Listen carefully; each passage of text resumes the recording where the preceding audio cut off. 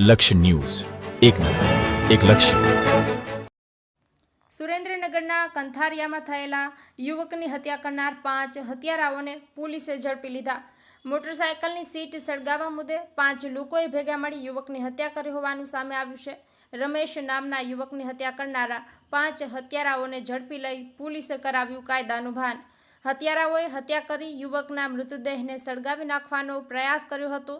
Police તપાસનો કરાયો ધમધમાટ. સુરેન્દ્રનગર ચુડા પોલીસે હત્યાનો ભેદ ઉકેલ્યો. બ્રિજેશ ત્રિવેદી, સુરેન્દ્રનગર.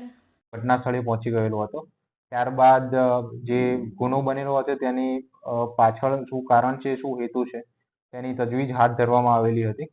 આ જે તજવીજ છે, જે તપાસ જે છે, તે તપાસના અનુસંધાને કુલ 5 આરોપીઓ અશ્વિનભાઈ કિરણભાઈ સોલંકી, અનિલ કિરણભાઈ સોલંકી, પ્રદીપ ઉર્ફે વિશાલ કિરણ સોલંકી, ડાર્વિન કિરણભાઈ સોલંકી અને કિરણભાઈ સોલંકી પોતે એમ એક પિતા અને 4 પુત્રોની આરોપીઓ તરીકે ધરપકડ કરવામાં આવેલી છે.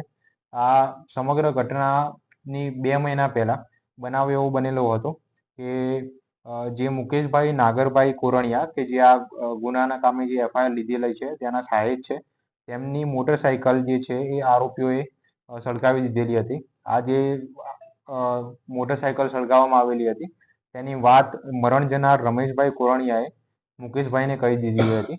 આ વાતનું મનદુખ રાખીને આરોપીઓએ વારંવાર અવારનવાર રમેશભાઈ કોરણિયાને ધમકી આપતા હતા, ઝઘડા કરતા હતા અને અવારનવાર ધમકી આપતા હતા.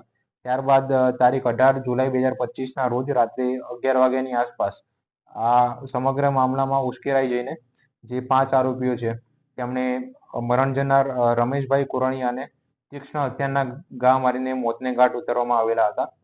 ત્યારબાદ રમણભાઈ કોરણિયાના ઘરના જે ખુલ્લું ફળિયું છે ત્યાં તેમની લાશ લઈ જવામાં આવેલી હતી અને ત્યાં તેમના ઉપર પ્રવાહી જ્વલનશીલ પ્રવાહી જેવું પ્રવાહી નાખીને તેમના મૃતદેહને બાળવાનો પ્રયત્ન કરવામાં આવેલો હતો.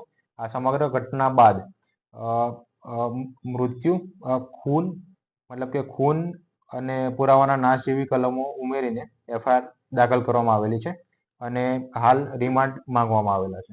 કેટલા આરોપીની છે ધરપકડ? 5 આરોપીની ધરપકડ કરવામાં આવી.